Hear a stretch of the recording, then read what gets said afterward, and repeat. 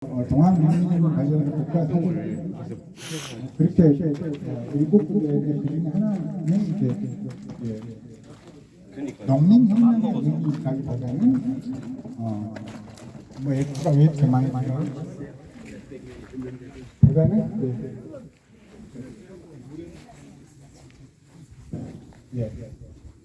진짜 좀 많아요. 그리고 이 집은 전봉준 장군이 동학 농민혁명 당시에 고군농민 봉기 당시에 살았던 집입니다. 원래 전봉준 장군의 태생이 전북 고창읍 중림리 단철마을인데 93년까지 이곳에 이 팻말이 전봉준 생가라고 붙어 있었습니다. 그러다가 이게 바뀌었어요. 전봉준 유물로, 유적으로 이렇게 바뀌었습니다. 그 사이에 1996년 100주년 2년 뒤죠. 학술대회 등을 통해서 전봉준 장군 고향이 태어난 곳이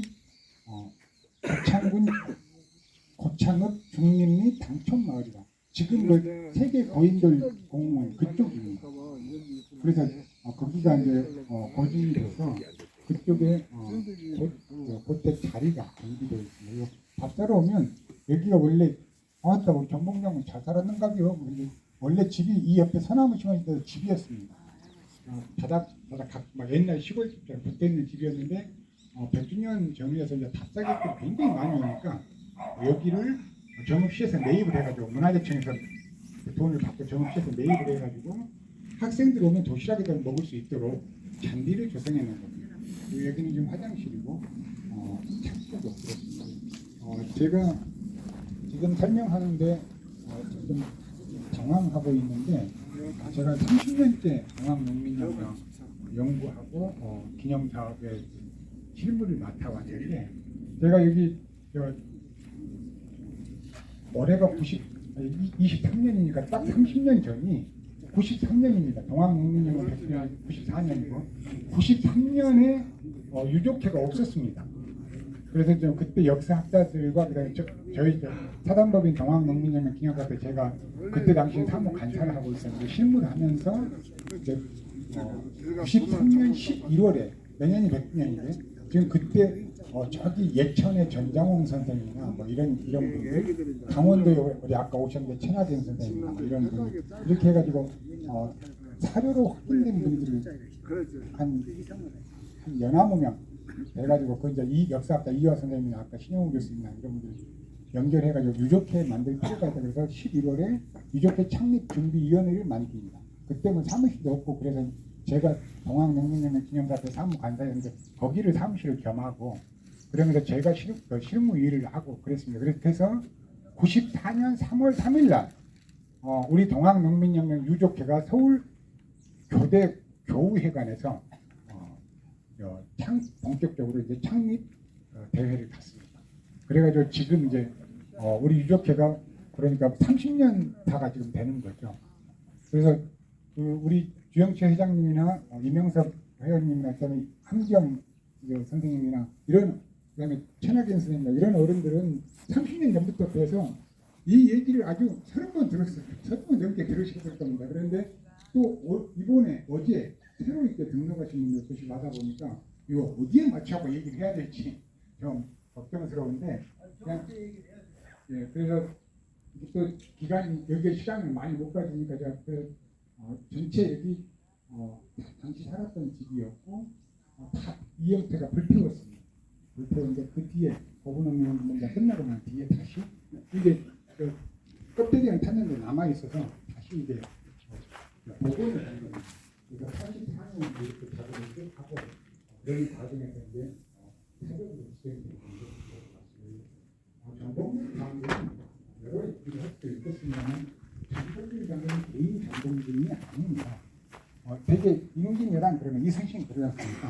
그런 것처럼 수많은 우리 동학농민혁명 참여자분들의 이름을 다 바꿔놓으면 됩니다.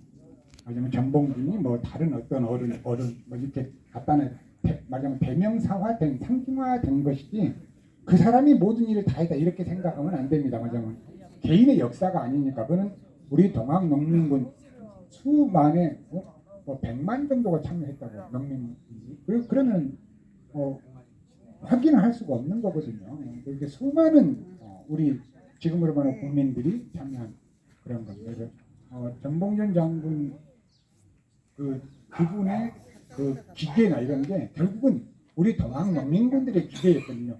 정봉준 장군이 잡히고 나서 서울로 압송돼서 지금 서울 지하철 종강역 1번 출구가 의금부입니다. 그리고 5번, 6번 출구 앞에 영풍 빌딩이 재판을 받기 위해서 올라온 사람들을 유치하는 곳이에요. 전옥성. 그리고 3번, 4번 출구가 12월 말에 종치는 그 제야 종소리 그 종각입니다.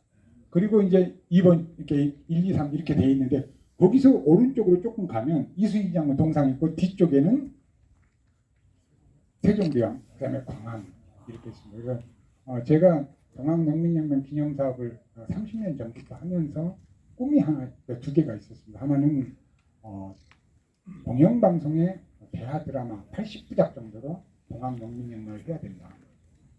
어마어마한 사건입니다. 그러니까 1894년 가보면 역사도 그렇지만 동학 1860년 4월 5일 창조된 수훈 최재우 선생님을 한 동학 이것이 갖는 의미도 어마어마하거든요. 그러니까 이 전체가 결국은 조선의 우리 조선 지금 대한민국의 역사적 전통이 고스란히 담긴 것인데 이것을 나몰라라 하면 우리의 가장 힘 있는 자산을 우리가 활용할 줄 모르는 거다. 그래서 그걸 드라마로 해야 된다고 얘기를 했습니다. 근데 공영방송의 드라마는 대개 정권과 긴밀하게 연결이 됩니다. 그래서 노무현 대통령 때 해보려고 열심히 했는데 단추가 이만큼 끼워졌는데 결국은 안 됐고 문재인 대통령도 단추가 이만큼 끼워졌는데 안 됐고 결국은 문재인 대통령도 그 단추가 사람을 호랭이를 그렸는데 토끼 새끼로 했는데 그게 SBS의 48부작 녹두꽃이라는 드라마 신경수 PD하고 그래서 그 녹두꽃이 저희 재단의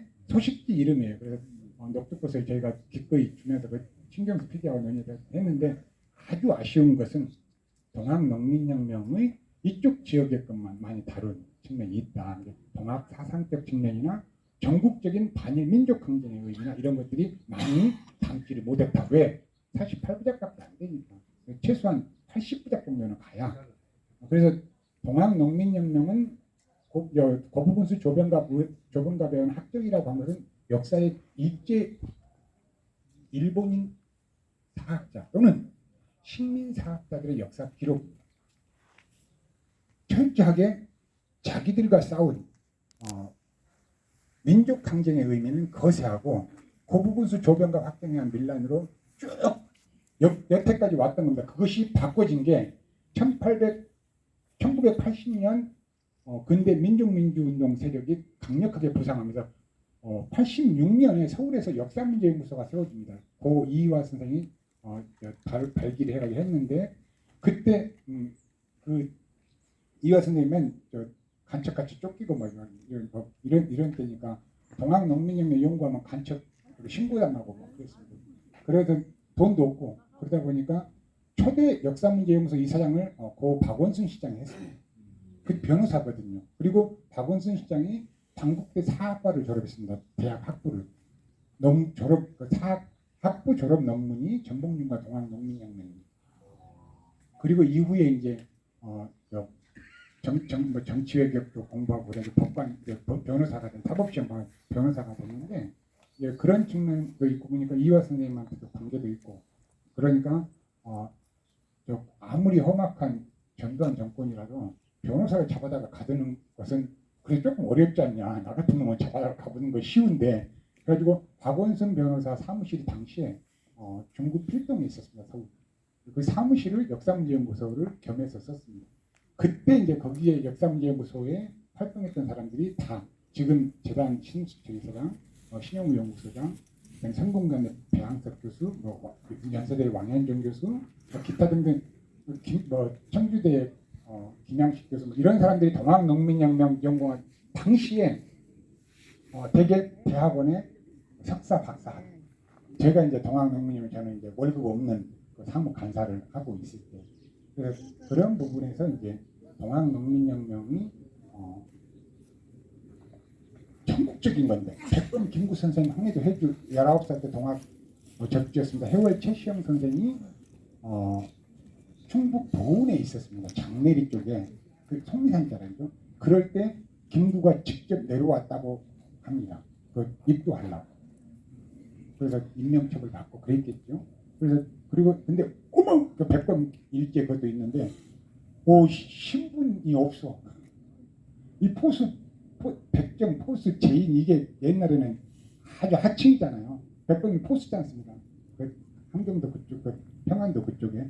그래서 근데 저래 그 저 해월 최시영이라는 분이 말하자면 동학의 제일 어른인데 뭐 눈에 선하네. 말하자면 저랬겠죠.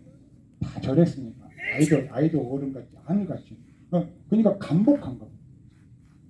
그렇게 해가지고 동학에 입교해서 2,000여 명 정도 세력을 가지고 향해되죠.